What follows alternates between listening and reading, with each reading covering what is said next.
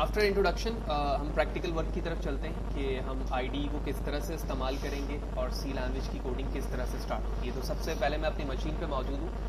अगर आपकी मशीन पे डेव मौजूद नहीं है तो आप उसे इंस्टॉल करें अपनी मशीन पर, ठीक है। बिल्कुल ईजी टू यूज़ भी है और इंस्टॉलेशन की भी सेटअप बहुत आसान है। मेरे ब्लॉग पे भी मौजूद है fahadhusaincs.blogspot.com पे, वहाँ से भी आप डाउनलोड कर सकते हैं। वो मैं लास्ट में आपको शो कर दूंगा। अगर आपकी मशीन पे इंस्टॉल है तो आप अपने सर्च पे जाएंगे और यहाँ लिखेंगे डेव माइनस, तो आप देख रहे हो सेकंड पे डेफ माइनस C++ आईडी मौजूद है। मैंने इसे क्लिक किया। फर्स्ट टाइम ओपन कर रहे होंगे तो ये ऑप्शन आपके पास आएगा, क्योंकि हम इंग्लिश स्टैंडर्ड को इस्तेमाल कर रहे हैं। तो मैं नेक्स्ट करूंगा और उसके बाद फिर नेक्स्ट करूंगा और ओके करूंगा। ओके, देन आपने फाइल पर जाना है और फाइल पे यहाँ पर न्यू लिखा हुआ है, source file, control and short की, आप इसे कंट्रोल एंड कर लें तो भी ये फाइल ऐड हो जाएगी। और आप यहाँ देख रहे हो अनटाइटल लिखा है। तो सबसे पहले मुझे एक प्री प्रोसेसर डायरेक्टिव ऐड करवाना है, जिसको हम शॉर्ट में मैक्रोज भी कहते हैं। प्री प्रोसेसर डायरेक्टिव या मैक्रोज क्या है, हम उससे पहले लिखते हैं, उसके बाद समझते हैं। मैं यहाँ पे लिखता हूँ हैश इंक्लूड, उसके बाद एंगल ब्रैकेट studio.h। ये लिखने के बाद कंट्रोल S प्रेस करता हूँ। आप देख रहे हैं कि इसमें एक्सटेंशन क्या मौजूद है, C++। मैं इसे क्लिक करूंगा और यहाँ पे लिखा हुआ है C सोर्स फाइल ओनली। इसके बाद आप अपने फाइल का जो मीनिंगफुल नाम रखना चाहते हैं वो रख लें। मैं इसका नाम रखता हूँ इस वक्त फहद हुसैन।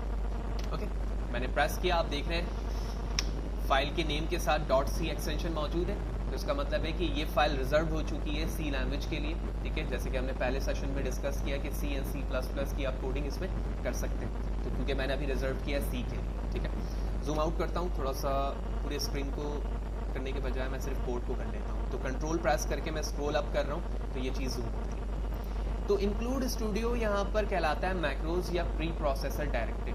इसका मतलब ये है कि जो मैं सी के अंदर कोड इस्तेमाल करूँगा, यानी प्रिंट एफ, वो प्रिंट एफ इस स्टूडियो के अंदर मौजूद है, यानी standard input output dot header.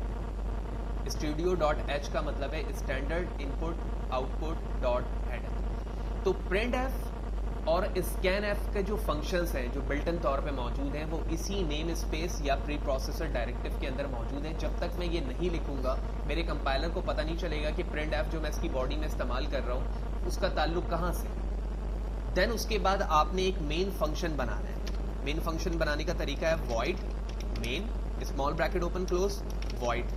उसके बाद आप इस ब्रैकेट से बाहर आएंगे और इसकी बॉडी बनाएंगे। बॉडी यहाँ पर कर्ली ब्रेसेस यानी कर्ली ब्रैकेट से जाहिर होती है। मैंने बॉडी बना ली और अब मैं इसके अंदर आ चुका हूँ। अंदर आने के बाद मैं यहाँ लिखूंगा प्रिंट एफ। उसके बाद मैंने स्मॉल ब्रैकेट ओपन क्लोज किया, इन्वर्टेड कॉमा बनाया और उसमें मैंने लिखा hi I am new user of C language. हर लाइन के लास्ट में सेमी कॉलन लिखना जरूरी है, जो कि इस बात को इंडिकेट करता है कि आप अपनी लाइन को टर्मिनेट करना चाह रहे हैं, यहाँ पर एंड करना चाह रहे हैं। तो ये लिखने के बाद मैंने अपने प्रोग्राम को कंट्रोल एस से सेव किया। सेव करने के बाद आप इस ऑप्शन पे आएंगे, यहाँ लिखा हुआ कंपाइल एंड रन, जो कि हमने फर्स्ट सेशन पे देखा था कि कंपाइल, रन, बिल्ड, ये तमाम ऑप्शन वहाँ पर मौजूद थे, जो कि मैंने वहाँ पर पॉज भी किया था कि हम जब आगे जाएंगे तो समझ में ये चीज़ें आएंगी। कंपाइल एंड रन का मतलब ये है कि इन तमाम चीज़ों को रीड करो। रीड करने के बाद कंपाइलर के थ्रू इसे रीड करवा कर सामने डिस्प्ले करवा दो। If there is no error, अगर कोई भी एरर नहीं होगा तो ये लाइन प्रिंट होकर हमारे ब्लैक स्क्रीन पर सामने आ जाएगी, जिसको हम कहते हैं कंसोल स्क्रीन। Let's see. तो मैं यहाँ पर चलता हूँ, मैंने क्लिक किया, इट अंडर प्रोसेस, और उसके बाद सक्सेसफुली हमारा आउटपुट यहाँ पर डिस्प्ले हो चुका है। आप देख रहे हैं ब्लैक एंड वाइट स्क्रीन पर, और इस पर लिखा है I am a new user of C language. बिल्कुल हम वो भी करते हैं, एरर भी एग्जीक्यूट करेंगे, उसको भी देखेंगे। तो इस वक्त हम सक्सेसफुली एक लाइन प्रिंट करवा चुके हैं। अब मैं यहाँ पर आता हूँ और सेमी कॉलन हटा देता हूँ, जो कि डेलिबरेटली मैंने एक एरर प्रोड्यूस करवाया यहाँ पर। उसके बाद शॉर्ट की F11 है, यहाँ से जो मैंने अभी क्लिक किया था रन इन कंपाइल, तो आप देख रहे हो F11 लिखा हुआ है। तो मैं कीबोर्ड से F11 प्रेस करता हूँ और आप देख रहे हो फौरन से उसने एक क्रॉस जाहिर किया है यहाँ पर, और यहाँ पर लिख के दिया है इसने कि एक्सपेक्टेड ठीक है, यहाँ पर देख रहे हो आप सेमीकोलन बिफोर कर्ली टोकन, ठीक है ना। कर्ली टोकन से यहाँ क्या मुराद है वो हम आगे जाके देखेंगे। अगर आप अपने स्टेटमेंट को पार्ट में डिवाइड करते हैं ना तो उसको आप एक टोकन कहते हैं, यानी प्रिंट एफ एक टोकन है, ये इन्वर्टेड कॉमा यहाँ से यहाँ तक एक टोकन है, उसके बाद जब मैं इसके बाहर आता हूँ तो अलग टोकन आता है, ठीक है। तो इस चीज़ को हम टोकन कहते हैं, ठीक है। तो यही वजह है कि यहाँ पर लिखा हुआ है टोकन, यानी कर्ली ब्रैकेट से कोई चीज़ पहले मिस हो रही है तो हमें देखना होगा उस लाइन पर, और बिल्कुल यहाँ पर मैं वो चीज़ मिस कर रहा हूँ एंड सक्सेसफुली मैंने इस एरर को रिजॉल्व कर दिया। इसके बाद F11 प्रेस करता हूँ एंड दैट्स इट्स वर्क। तो ये पहली एग्जांपल थी जिसमें हमने देखा कि प्री प्रोसेसर डायरेक्टिव क्या चीज़ है।